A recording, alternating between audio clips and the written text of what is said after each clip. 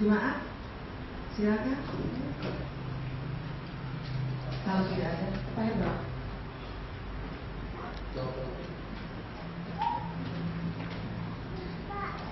Shalom saudara. Shalom. Kami berterima kasih dan kami sangat senang kalau kami boleh berkenalan ya dengan Bapak Pendeta Cahya dan tim.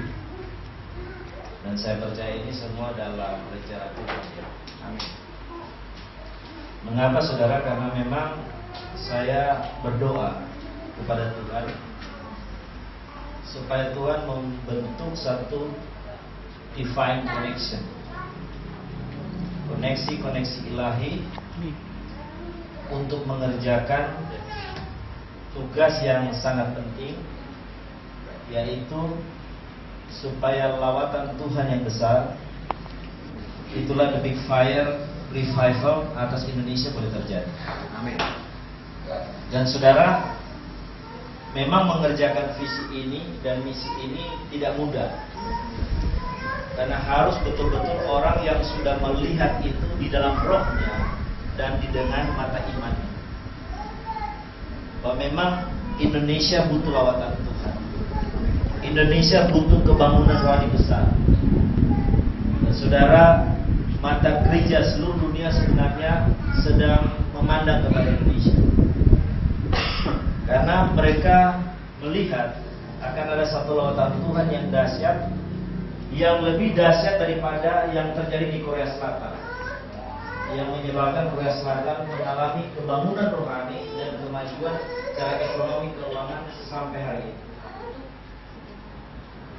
Karena itu saudara, pada waktu pertemuan doa sedunia yang diadakan tahun 2012 di Sentul, di situ saya betul-betul lihat tuh satu hal yang luar biasa ya. Luar biasanya apa? Karena ada sekitar 160 negara dari seluruh dunia, itu perwakilannya datang di Sentul.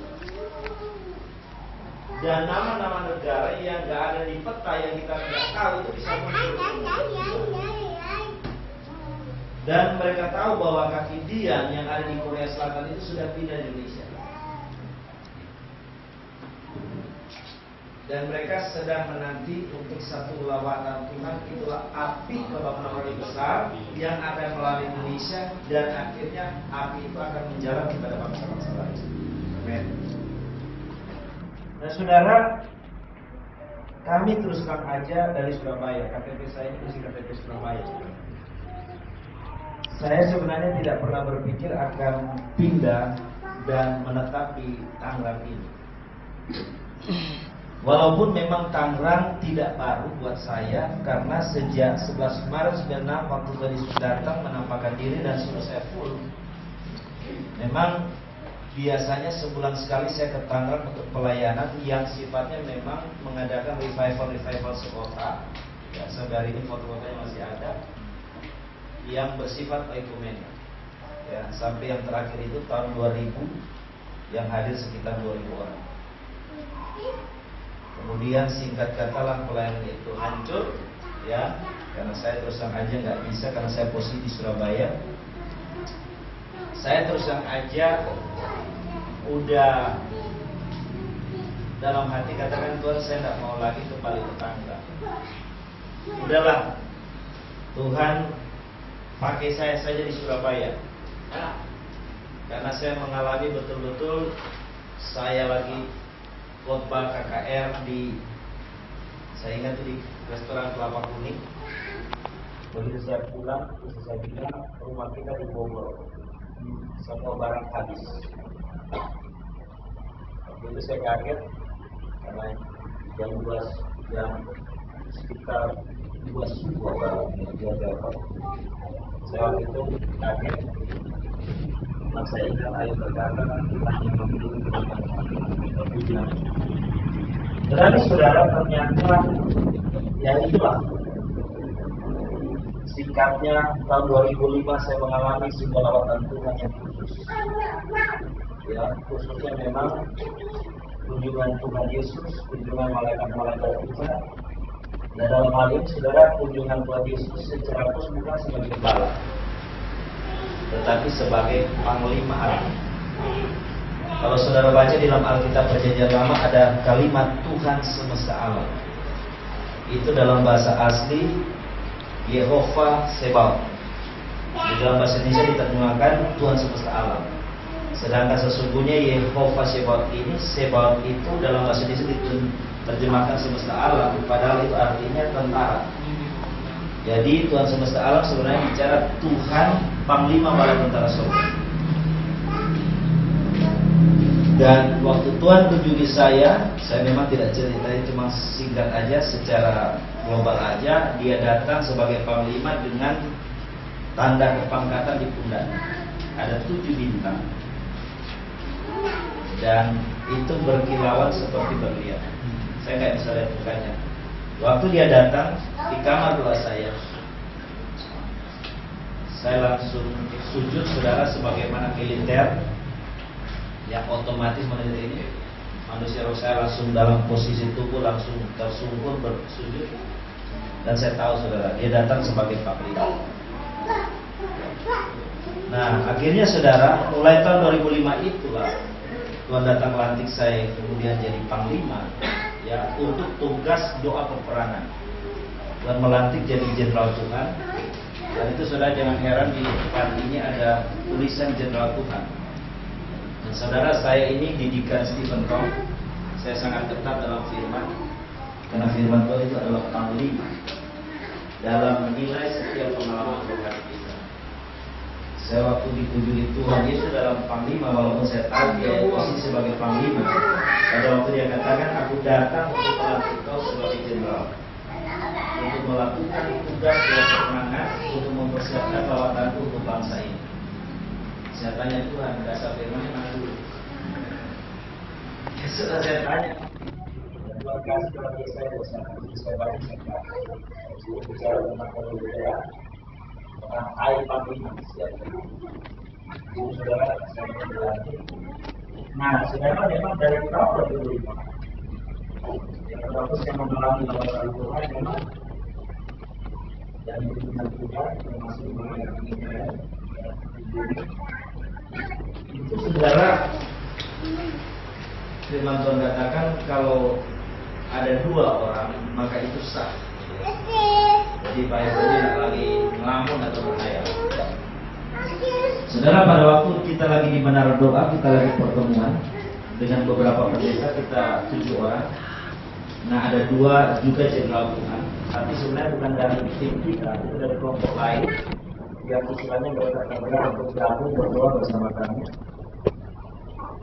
Nah, waktu kita lagi penyembahan, memang kita ada teman saudara namanya Pak David. Dia kalau main gitar udah saudara nggak bakal ngantuk. Dia saudara capek ngantuknya pasti kabur. Karena gayanya memetik gitar itu memang betul-betul lagu Rahman Roh Kudus itu gaya militeristik sangat kuat. Ya, waktu dia lagi penyembahan, kita lagi penyembahan. Tiba-tiba saudara, saya terus terang aja lagi posisi duduk, itu langsung tubuh saya, ya, di mana manusia roh di dalam saya itu langsung melonjak, lompat posisi bersujud, bersikap hormat. Dan saya katakan, selamat datang di Amerika.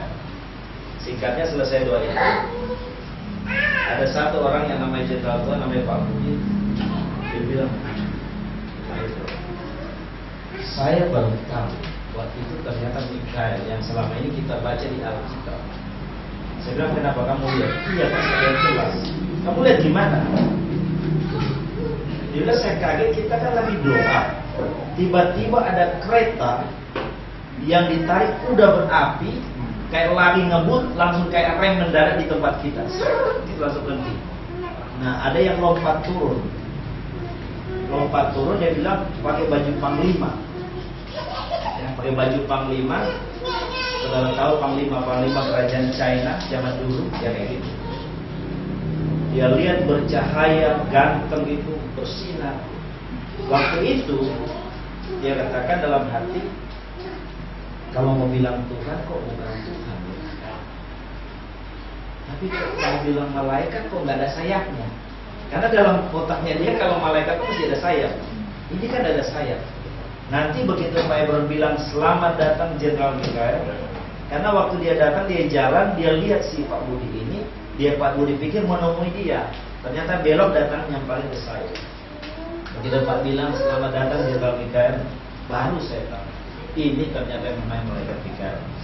Nah saudara, singkatnya kemudian saudara, satu saat juga setelah pertemuan itu, memang saya mengambil doa puasa 40 hari, di mana saya puasa waktu itu, puasa tidak ketemu orang, tidak bicara juga, termasuk ke istri, jadi cuma bicara dengan Tuhan, ya. Dan singkatnya, waktu malaikat Mikael datang ini, jenderal-jenderal Tuhan disuruh kumpul. Nah waktu itu saudara, dari tahun 2005 itu ada banyak jenderal Tuhan yang dilantik Tuhan melalui pelayanan kami, dan umumnya memang pendeta-pendeta, hamba Tuhan. Nah saudara, tahun 2005 itu saya nggak bisa lupa sampai hari ini, yaitu pada tanggal 16 Juni saya dilawat Tuhan. 14 Juni mulainya saya mengalami fullness of God itu, ya, jadi kayak tawanan roh Paulus bilang. 16 Juni saudara, jam 5 waktu saya dan istri saya, kita mulai waktu itu jam 3 jadi kita berdoa, ya, penyembahan, baca firman. Saat doa syafaat jam 5 saya melihat saudara, roh saya seperti diangkat, kemudian saya lihat langit digoyahkan, roh saya kayak nerobos ke atas, ya, lewati bumi dan naik ke surga. Tapi saya nggak masuk, cuma depan pintu saya lihat pintu surga terbuka. Amin. Dan sepasang tangan, yaitu tangan Tuhan, melepaskan api. Nah, api itu turun saudara, kemudian muncul saudara peta Indonesia, ya, dari Sumatera sampai Papua. Kemudian api itu saudara, dia turun. Waktu itu saya tanya, apa ini Tuhan? Kemudian makanya saudara, istilah the big fire revival ini bukan dari saya. Nah, saya dengar secara audible sangat jelas saudara. Seperti saudara bicara ke saya dengar dikatakan, Ebron 2 years again, 2007, the big fire revival will come down in Indonesia country, especially Sulawesi.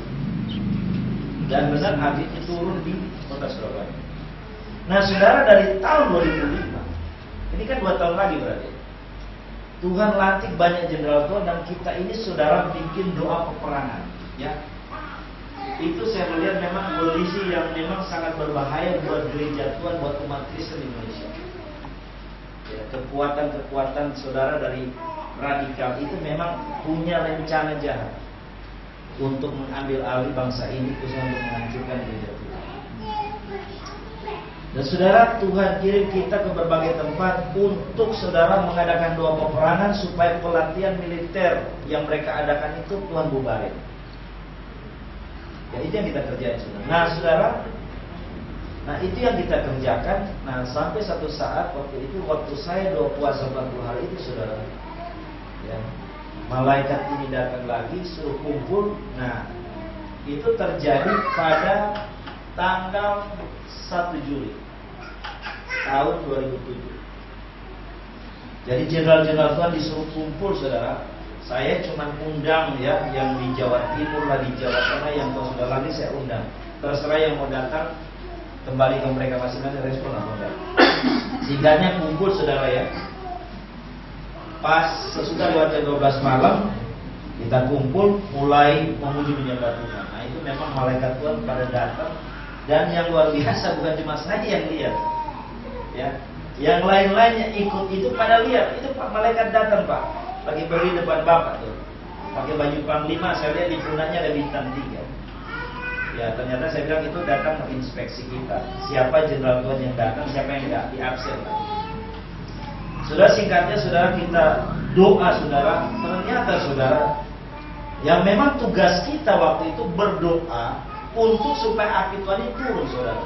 Amin. 2007 itu, supaya the big fire revival itu turun. Waduh saudara, itu kita 24 jam di kaki itu, ya. Jadi bagi yang bapak-bapak yang punya istri anak, kita sudah siapin tuh. Jadi sebelum kamu ikut, bekal disiapin. Jadi supaya anak-anak semua sudah diatur. Ada yang waktu break mereka minta izin ke rumah sebentar, mungkin sejam atau terus balik. Jadi 24 jam. Jadi tidur di situ aja. Tempatnya ya tidak terlalu besar lah. Kira-kira ada seperti itu. Nah saudara, dan benar saudara, pada tanggal ya 7 Juli. Tapi saudara, sebelum api Tuhan turun, kita itu bikin doa perang luar biasa. Jadi berhadapan dengan Lucifer, berhadapan dengan panglima setan. Waktu itu kan penguasa-penguasa Indonesia karena kita doa peperangan khusus ini memang udah nggak sanggup lah ya, udah kelabakan lah, kita kirim rudal terus ya, bahkan kita serang terus udah nggak sanggup gitu. Mereka minta bala bantuan ternyata dari pasukan daripada China. Jadi tentara-tentara panglima-panglima kegelapan dari China itu di alam bawah itu. Jadi lari mereka juga alam semua berhadapan kita. Nah itu kemudian kita doa peperangan. Saudara, itu puncaknya. Dan ternyata saudara, tepat memang jam 12 lebih tiba-tiba ada satu mulai lihat, Pak, langit terbuka Pak, siap-siap aja. Benar saudara, api yang besar itu kemudian mulai turun. Ya, hari ketiga setelah kita dulu dikasih tahu, saya terima kartu nama Pak Cahaya, ada gambar api yang gede. Dia memang apinya ini, cuma bedanya ada akarnya. The Big Fire Revival itu gedenya seperti dikasih nama Pak Cahaya, cuma bedanya ada akar. Saudara tahu bahwa Combine, nah ada akarnya ke bawah. Artinya apa? Api itu kalau sudah masuk di kita, dia akan bertumbuh. Tambah hari tambah besar. Ya. Sampai bisa membakar bukan hanya keluarga, bukan hanya orang sih, tapi bisa membakar kota dan bangsa. Ya.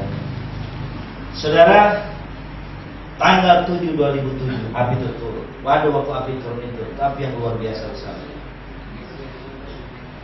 Waktu turun, saya terus terang aja, untung ada tembok, saya tahu lempar. Tapi sadar 100% saudara, bukan dalam sadar.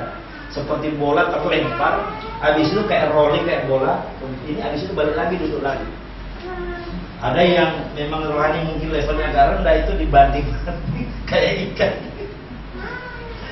Nah saudara, setelah kita terima api ini, namanya orang gambarannya kalau murid lagi naik gunung, kalau sudah punya ilmu, istilahnya kan kepingin dipraktek toh kan.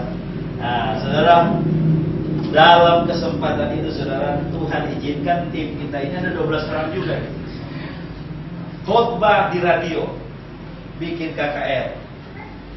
Waduh saudara, yang respon itu luar biasa. Ya, yang respon luar biasa. Itu telepon kita doa itu sampai sudah nggak bisa saudara. Ya, itu luar biasa. Nah, saya lihat memang api ini memang dahsyat juga. Ya, karena itu saudara, memang saya kembali bahwa lawatan Tuhan tidak bisa dikerjakan sendiri. Kita Tuhan bawa saudara keluarga pindah ke kanan, sebenarnya bukan tujuan untuk kaki itu tangan. Yang utama adalah untuk berduduk di kaki Tuhan sampai api yang sudah turun di atmosfer roh Indonesia itu boleh turun secara fisik. Dan itu saudara Petrus Agung, saya dengar dia punya khotbah di pada waktu dia ke New Zealand. Ya sesudah api Tuhan turun yang terjadi itu yang kita alami, ada satu hamba Tuhan, rohnya di konferensi dia bersaksi, rohnya dibawa Tuhan ke surga. Pada waktu dia memandang ke bumi, dia lihat negara-negara, tapi yang satu yang dia tertarik itu Indonesia. Dia lihat di awan Indonesia itu seperti ada api di luar kamera. Kemudian tanya ke Tuhan, ada apa ini? Dan bilang itu adalah api kebanggaan yang akan turun ke Indonesia. Ya, itu kesaksian daripada Petrus Agung yang membuat konferensi di Sulawesi, dia benar membantu bersaksi. Nah saudara, memang saudara ini proyek besar, karena ini bicara keselamatan bangsa. Dan Tuhan katakan pada tanggal 16 Juli 2005, Tuhan katakan akibat lawatan atas bangsa ini 70%, jelas saudara, Indonesian people will become Christian people. Tuannya ngomong pakai bahasa Inggris, saudara. Jadi saya ngomong pakai bahasa Inggris. Seperti apa yang dia ngomong gitu. Jadi karena saya, saudara, terima lawatan Tuhan itu, terima karunia bahasa Inggris. Saya nggak bisa bahasa Inggris, terima bisa bahasa Inggris, sama karunia menafsirkan bahasa Arab. Nah, jadi 70%, saudara. Karena itu, saudara, Tuhan bawa kita ke Tangerang memang untuk berburu berdoa, sampai betul-betul lawatan Tuhan terjadi. Dan saya melihat, saudara, Tuhan itu sedang bekerja di kaum Kedah. Ya, baca yang lebih tahu Pak Heri. Beberapa hari lalu ya, saya berbaptis 2 orang dari sana. Dan memang kita harus siap, memang harus berani mati, saudara. Pendeta gembala yang membaptiskan mereka harus siap mati juga. Karena memang mungkin satu saat Tuhan izinkan kita baptis tokoh gitu. Makanya ya, cuma memang kalau kita baptis mereka memang ada stigma ya, ada pernyataan di atas segel bahwa ini dia minta dibaptis dengan kemauan sendiri. Nah, saudara, mari saudara kita bergandeng tangan, ya, supaya betul-betul kita melihat visi ini boleh terjadi, ya. Dan saya lihat memang Tuhan itu untuk pekerjaan, untuk ladang yang sudah memenuhi butuh banyak pekerjaan. Nah, ini saudara, saya kadang percaya lawatan Tuhan revival kita nggak bisa kita harus mengerjakan dalam sebuah ya, kelompok yang besar, dalam urapan korporat. Maka kita bisa percaya, saudara, bangsa ini bisa menang. Saudara, Tuhan itu tidak pakai apapun dalam sejarah lawatan Tuhan. Itu selalu Tuhan dipakai orang yang nggak dikenal. Seperti yang terjadi ya, di Argentina. Yang bawa lawatan Tuhan, Carlos Anacondia. Saya pernah ketemu dia pernah datang ke Surabaya, dia pernah doain saya. Dia itu pengusaha yang pelayanan penginjilan ya seperti Pak Cahya dan Bukti. Sampai saudara, Tuhan pakai mereka. Itu simpel sekali waktu Tuhan pakai. Jadi mereka itu, dia memang pengusaha, kalau dia pengusaha laut. Sedikit saya cerita, dia punya tim gitu kayak pos Tuhan gitu. Satu saat Tuhan bicara tuh mereka mengadakan di rumah itu gitu. Nah, masalahnya mereka ini kan nggak punya gereja. Nggak punya gereja, ya. Soal biaya mungkin no problem karena mereka pengusaha. Yang masalahnya mereka kan tidak dikenal. Gereja-gereja, pendeta-pendeta, apalagi gembala gereja besar, siapa tuh Carlos? Siapa dia? Kenapa kita mesti duduk dia? Nah, waktu timnya kemudian datang pergi menemui katakan gembala gereja yang paling besar di kota itu, yang jemaahnya ribuan. Gembalanya namanya gembala besar juga, dia punya kepala juga nama besar, saudara. Ya. Waktu dia undang Carlos nemu dia. Dan gembalanya ini gereja besar di kota ini punya pengaruh, bilang ini dengan saya sudah rencana menginterogasi dia. Kamu siapa? Dari mana? Kenapa kok saya mesti dukung kamu? Nah, dia waktu si Carlos sudah duduk di sampingnya, oh namamu siapa? Oh Carlos. Kamu kerja apa? Oh saya pengusaha ini. Kamu mau bikin apa? Mau bikin KKR begitu. Dia baru mau tanya, tiba-tiba Roh Kudus langsung bicara di hatinya.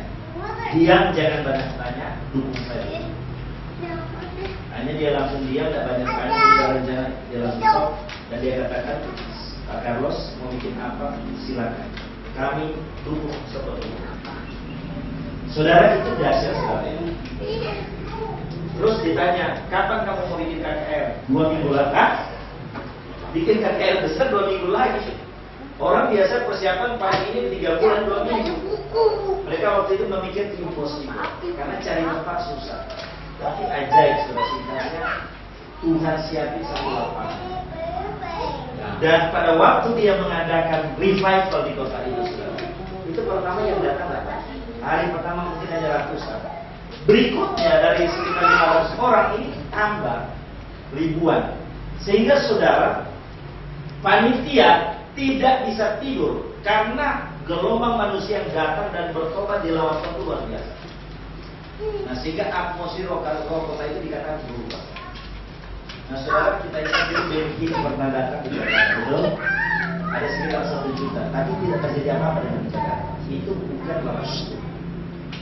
Nah, saudara, lawatan Tuhan yang dahsyat itu seperti yang terjadi di Argentina ini, atau seperti yang terjadi di Azusa Street. Kalau saudara ada buku yang namanya The Great Azusa Street Revival, terbitan Metanoia. Nah, saudara lihat itu seperti itu kelompok kecil. Ya. Karena itu saudara, saya percaya kalau kita punya hati yang tulus, hati yang murni, mau kerjakan visi ini, saya percaya itu mau pakai saudara. Ya. Karena Tuhan sedang mencari betul-betul orang yang punya hati yang mengasihi jiwa dia untuk menjangkau mereka pulang. Saya harap ini betul-betul bisa menjadi berkat buat kita semua. Tuhan berkati.